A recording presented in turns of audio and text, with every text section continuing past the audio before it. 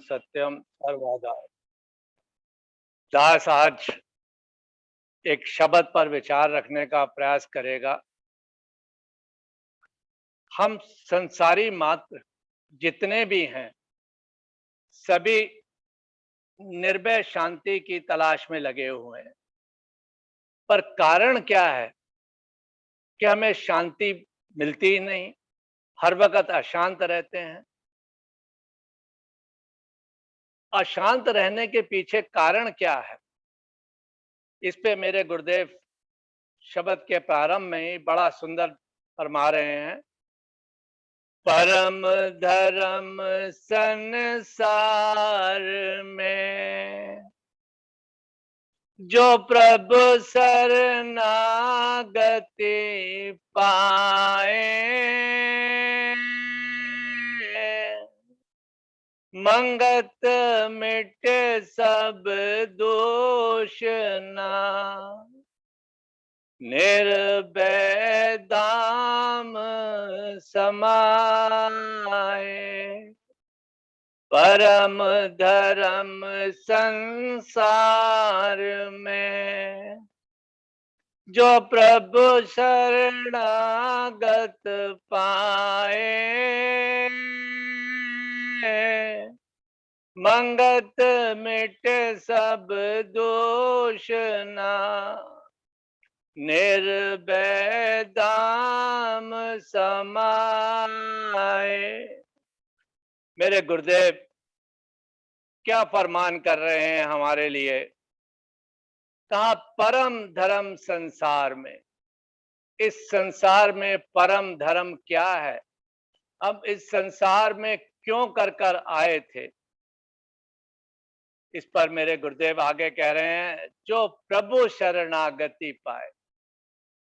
हमको उस परम पिता परमेश्वर के शरणागत होना है, उसके चरणों में प्रीत रखनी है। गुरुदेव आगे बता रहे हैं, मंगत मिटे सब दूषणा, निर्भय धाम समाए। का हमारे अंदर जो हम प्रभु के शरणागत नहीं हो पाते हैं, उसके पीछे सबसे मुख्य कारण है कि हमारे अंदर जो विकार भरे हुए हैं, ये हमको उस परमात्मा की ओर अग्रसर नहीं होने देते। उसके साथ साथ गुरुदेव बताते हैं कि हम परमात्मा से क्यों दूर होते हैं, क्यों उसकी शरणागति नहीं पा पाते। कह रहे हैं हमारा आचार और व्यवहार शुद्ध नहीं है। कह रहे हैं जब तक आचार व्यवहार शुद्ध नहीं होगा तो हमारे जो ये विकार हैं ये खत्म नहीं हो सकते। तो गुरुदेव कह रहे हैं निर्भय निर्भय धाम समाए। जब हम प्रभु की शरणागत हो जाएंगे तो गुरुदेव हमारे कहते हैं कि निर्भय धाम समाए, उस अखंड शांति को प्राप्त होगा तू, जहां कोई भय नहीं होगा। इस संसार में तो हम देख रहे हैं हर वक्त भय भय है, कोई भी शांति से नहीं बैठा हुआ, सभी अशांत है। जिससे बात करो कि साहब मैं तो बहुत सुखी हूं, मेरे जितना कोई सुखी नहीं है। पर 2 मिनट अगर उसके पास बैठो तो सारी अपनी 20 वर्ष की 30 वर्ष की जो कहानी है वो 2 मिनट में ही गाना शुरू कर देता है।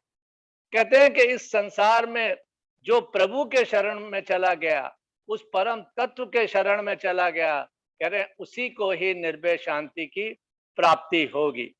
आगे मेरे गुरुदेव क्या फरमा रहे हैं? कह रहे पूरन भाग प्रभु शरण पहचानी, आवागमन गई काल निशानी। कह रहे पूरन भाग है उस जीव के जिसने उस परम पिता परमेश्वर की शरणागत हो गया है, जिसने उसकी शरण को पहचान लिया है। गुरुदेव आगे कहते हैं कि आवागमन गई काल निशानी। कह रहे हैं फिर वो आवागमन के 84 लाख चक्र से जो ये काल चक्र है, इससे बच जाएगा। पर हम करते क्या हैं? कहते हैं अरे अभी तो बहुत उम्र पड़ी है, कर लेंगे भजन परमात्मा का। समय निकलता जाता है, संसार में इतने लिप्त हो जाते हैं कि हम उस परम पिता परमेश्वर को भूल जाते हैं। तो मेरे गुरुदेव से किसी प्रेमी ने प्रश्न किया, कहा प्रेमी से प्रश्न क्या करा गुरुदेव से, क्या आखिरी वक्त मृत्यु के समय ईश्वर का नाम लिया जाए तो मुक्ति हासिल हो सकती है? जैसे एक बार एक शख्स के पास एक साधु आया, उस उसने उसकी मेहनत निवाजी, अतिथि सत्कार की। साधु ने नसीहत की कि वह अपने बेटे का नाम नारायण रखे। उसने उसकी हिदायत के अनुसार अपने पुत्र का नाम नारायण रखा। जब उसका आखिरी वक्त नजदीक आया तो उसने नारायण को बुलाया। उसके बाद वह मर गया। यमदूत उसको लेने के लिए वास्ते आए। दूसरी तरफ से स्वर्ग से भगवान ने विमान उसे लेने के वास्ते भेजा। यमदूतों ने यमराज के पास शिकायत की कि उनको उनको भगवान के दूतों ने मारा है और उस शख्स को, व्यक्ति को लाने के लिए नहीं दिया। यमराज ने कहा वह मुक्त हो चुका है क्योंकि उसने आखिरी वक्त में नारायण का नाम लिया था। अब मेरे गुरुदेव इस पे क्या उत्तर देते हैं? कहते हैं, प्रेमी जी, ये दुनियावी कहानियां हैं। क्या कहते हैं मेरे गुरुदेव? प्रेमी जी, ये दुनियावी कहानियां हैं। ईश्वर के स्वरूप में मिलाप होना मुक्ति है। कह रहे हैं ईश्वर के स्वरूप में मिलाप होना मुक्ति है। रोचक बातें दुनिया को पसंद आती हैं। यथार्थ कोई ही जान सकता है। ईश्वर के नाम से मुक्ति मिलती है, मगर बगैर तसल्ली से उसका नाम भी नहीं लिया जा सकता। यही सही तसल्ली के बगैर विचार के नहीं आ सकती। वे मूर्ख लोग हैं जो ये कहते हैं कि अंत समय में नाम लिया जावे तभी भला हो सकता है। कह रहे अंत समय में जो हमने जीवन भर सिमरा है, कह रहे अंत समय में वही तो हमें याद आएगा, उसी का तो हम भजन करेंगे। तो गुरुदेव क्या कहते हैं, आइंदा की जिंदगी यानी भावी जिंदगी अच्छी होती है, मगर कर्मों से निजात, मुक्ति नहीं हो सकती जब तक कि जीवित में आत्मदर्शन ना कर लेवें। जब तक आत्मनिश्चय ना होवे, सारी दुनिया की झालत में है, सारी दुनिया ही झालत में है। इस वास्ते बहुत बातों की को छोड़कर अपनी बुद्धि को आत्मा में लगाना चाहिए, इसी में कल्याण है। फिर किसी प्रेमी ने गुरुदेव से प्रश्न किया, महाराज जी, माया का बंधन बड़ा आश्चर्य है। इस नामुराद से किस तरह से निकला जा सकता है?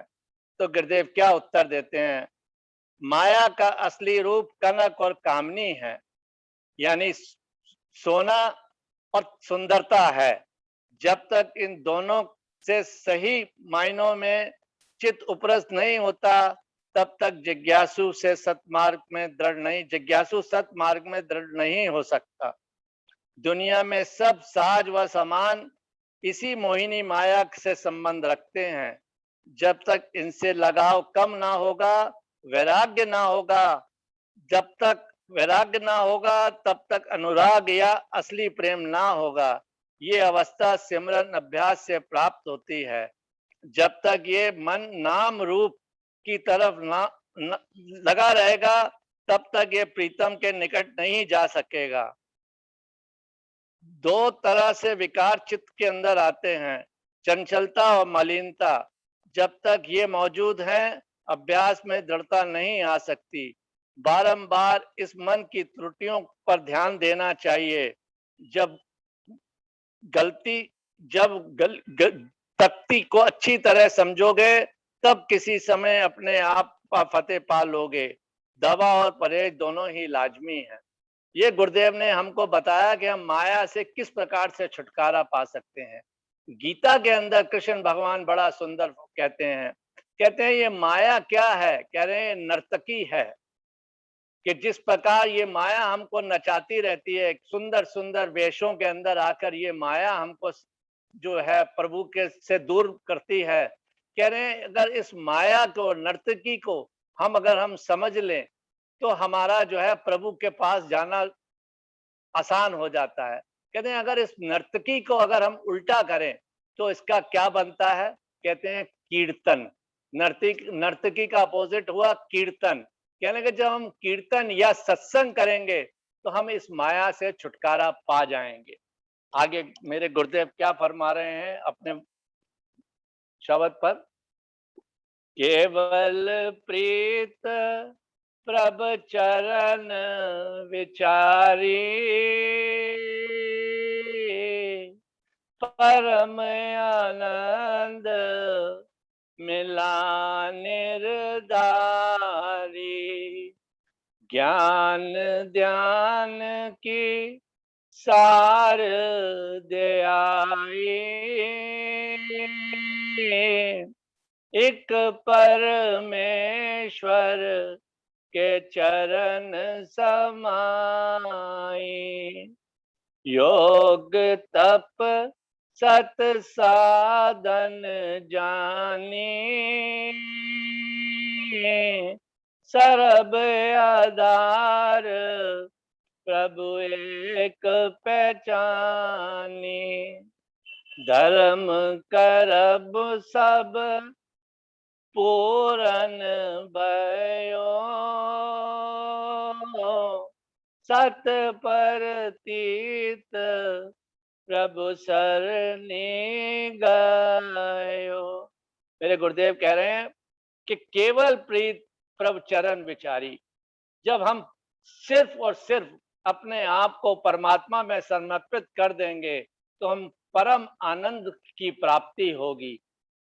अगर आनंद एक बार हमारे अंदर आ गया तो कह रहे हैं फिर वो जा नहीं सकता। कह रहे हैं अगर आनंद को हम इसका अपोजिट करें तो कोई शब्द नहीं बनता। कह रहे हैं आनंद वो चीज है अगर हमारे अंदर घर ग्रह आ गई तो ये फिर जाने वाली नहीं है। तो कह रहे हैं हमको निराधारी अशांति शांति की प्राप्ति होगी।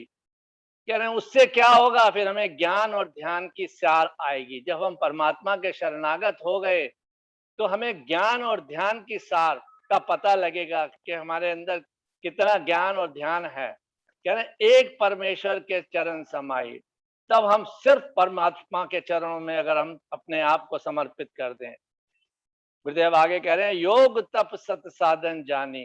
कह रहे हैं योग तप सब हमारे अंदर आ जाते हैं। योग क्या है? अपने आप को परमात्मा के साथ जोड़ देना। कह रहे हैं एक मैं और एक तू, दूजा ना कोई। कह रहे हैं जब हम योग के द्वारा अपने आप को परमात्मा के साथ जोड़ देंगे तो हम तप की ओर अग्रसर बनेंगे। तप किस प्रकार से करते हैं? कह रहे हैं जिस प्रकार से सुनार सोने को भट्टी में तपाता है, जितनी खोट होती है वो तपाकर उसमें निकाल देता है। कह रहे हैं योग के द्वारा हम तप कर कर अपने आप को उस सोने की तरह शुद्ध कर सकते हैं। तब क्या होगा? गुरुदेव कहते हैं सर्व आधार प्रभु एक पहचाने। सिर्फ तुझे उसी परम पिता परमेश्वर का ही एक आसरा रह जाएगा। कहा धर्म कर्म सब पूर्ण भयो, सब प्रतीत प्रभु सरनी गयो। कह रहे हैं धर्म और कर्म या कर्म और धर्म तभी तेरे पूर्ण होंगे जब हमारी उस परम पिता परमेश्वर से प्रेम हो जाएगा। का उठ मन मूर्ख नित्य चितार, सत ठाकुर की शरण पधार। कह रहे हैं उठ मन मूर्ख। अब ये मन क्या है? हमारा मूर्ख ही तो है। हर वक्त हमको इधर से उधर डोलाता रहता है, एक जगह एकाग्र नहीं करने देता। तभी तो इसको एक बार दास ने पहले भी एक एग्जाम्पल दिया था कि ये मन को क्या कहा है। कह रहे हैं इसको पागल प्रोफेसर कहा गया है। क्यों पागल प्रोफेसर कहा गया है? कि इसके अंदर तरह तरह के उल्टे सीधे संकल्प और विकल्प उठते रहते हैं। एक प्रोफेसर ने एक क्लास में आकर बच्चों से कहा कि बच्चों बताओ कि अगर एक हवाई जहाज 1000 किलोमीटर की स्पीड से चलता है तो मेरी उम्र कितनी होगी? तो बच्चे हैरान हो गए। उन्होंने पूछा भाई इसका इससे क्या संबंध है इनकी उम्र का? तो एक बच्चा पीछे से खड़ा होके बोला कि सर मैं बताता हूँ। उसने कहा बताओ। उसने कहा आपकी उम्र 44 साल है। तो प्रोफेसर ने कहा बिल्कुल ठीक। उसने कहा आपने कैसे जाना? उसने कहा sir but it's very simple. My brother is half mind.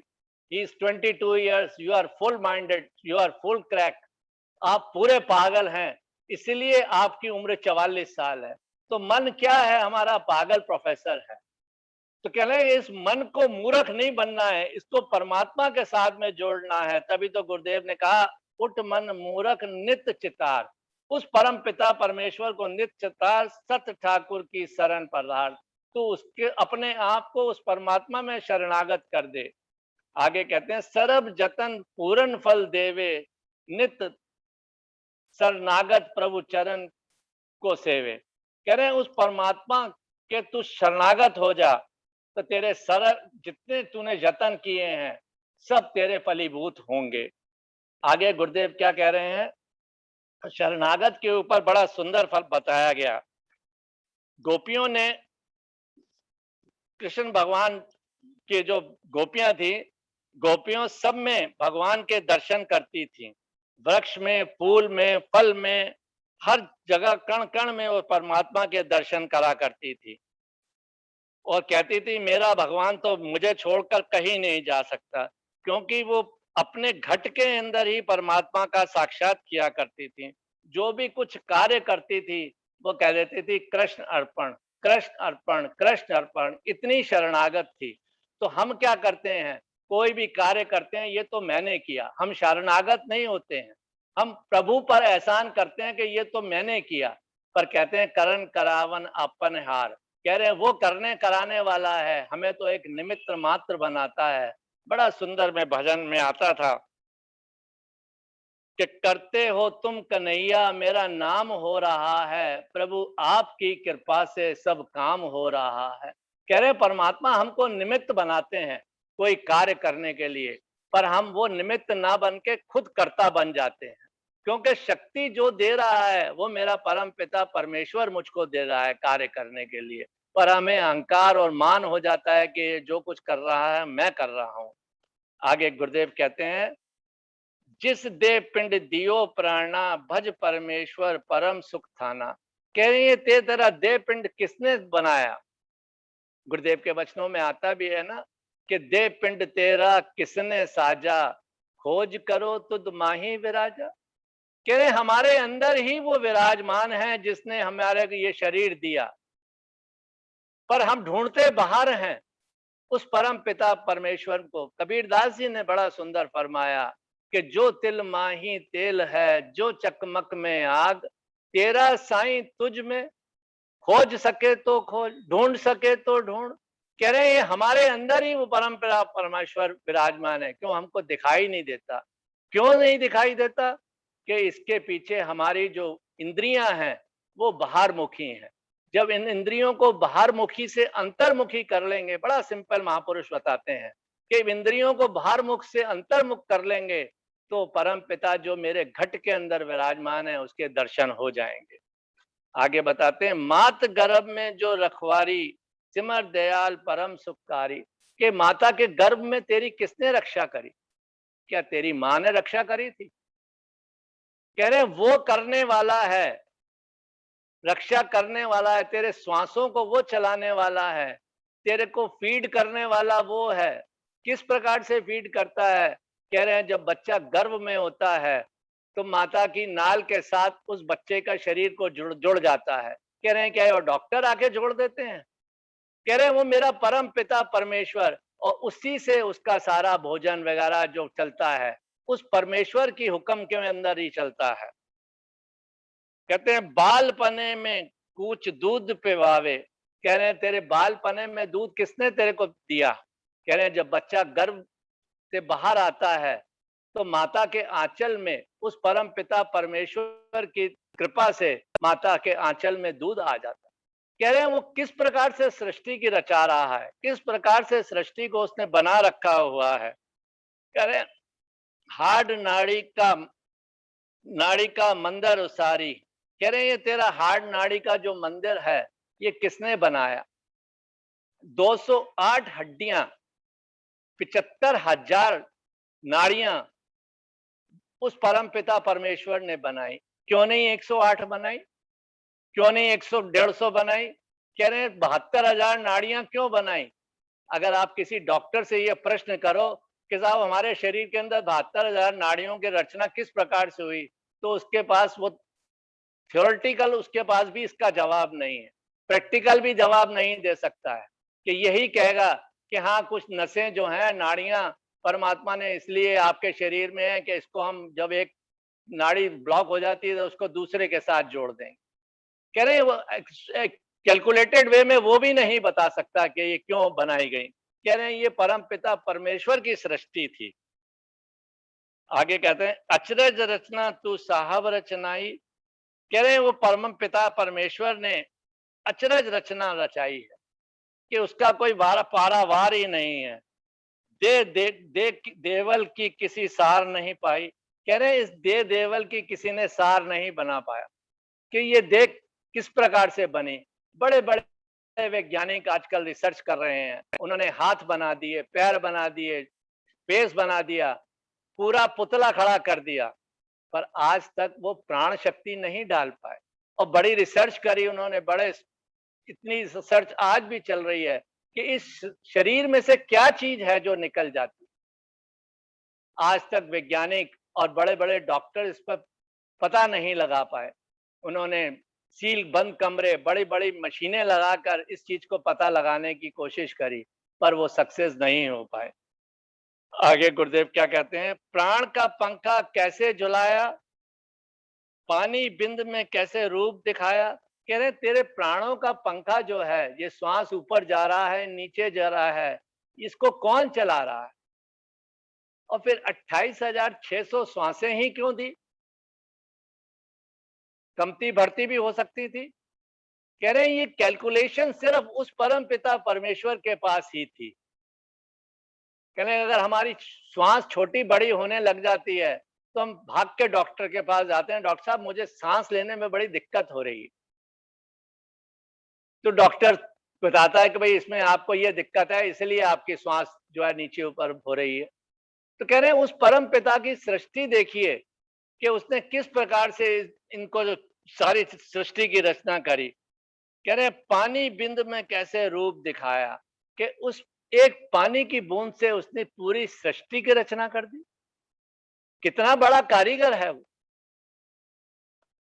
का हाड से कैसे दंत उपजाए, जिब्या रचना से कैसे लख पाए। कह रहे हार्ट के अंदर हमारे किस प्रकार से दांतों की में जो रचना की गई। कहते हैं बचपन से 6 7 7 साल तक हमारे जो दांत आते हैं, कितने हार्ड जो हमारे ये मसूड़े हैं, इसमें से किस तरह से दांत उपजते हैं, किस प्रकार से दांत निकलते हैं। और 6 7 साल के बाद वो दांत टूटने लग जाते हैं, फिर वहां पर जो है परमानेंट दांत आते हैं। अगर आज एक हमारा दांत खराब हो जाए, हम डॉक्टर के पास जाते हैं तो कहते हैं डॉक्टर साहब ये मेरे दांत में दिक्कत हो रही है। तो मशीनों के द्वारा, ड्रिल के द्वारा वो हमारे जो जो है इसके दाढ़ों के अंदर में, हमारे जो जीभ इसके अंदर जो हमारे उसके अंदर ड्रिल करता है, मसूड़ों के अंदर ड्रिल कर कर उसको दांत को निकालता है या आर्टिफिशियल दांत लगाता है। कह रहे हैं उस परम पिता की सृष्टि देखो, उसने बिना ड्रिल मशीन चलाए ही दांत हमारे अंदर दे दिए। कह रहे हैं जिब्या रसना कैसे लख पाई। कह रहे हैं जिब्या की रसना के अंदर कैसा स्वाद आया, कोई बता सकता है आज तक। कि उस परम पिता की सृष्टि देखिए कि कैसा तीखा खाया तो पता जिब्या महसूस करती है, और मीठा खाया तो जिब्या महसूस करती है। कह रहे हैं इसकी कोई आज तक कल्पना नहीं डॉक्टर कर पाया कि ये ऐसा क्यों होता है। कह रहे हैं इस मंदिर की रचना विस्मार, कारण करता तू अलग अनाद। कह रहे हैं इस मंदिर की रचना बड़ी विस्माद है, इसका आश्चर्यजनक है। कह रहे हैं अगर इसके ऊपर ये परम पिता परमेश्वर ने ये चमड़े का खोल नहीं चढ़ाया हुआ होता तो हमारी क्या दुर्दशा होती। क्या हम इस बिना खोल के को देख सकते थे शरीर को। कह रहे हैं अगर किसी का ऑपरेशन किया हो या उसके शरीर से ब्लड आ रहा हो, उसका जो घाव हुआ हो, तो हमको देखने से घृणा होती है। अगर ये शरीर के ऊपर हमारा ये चमड़े का अगर ये उसने कवर नहीं चढ़ाया हुआ होता तो हमारी क्या हालत होती।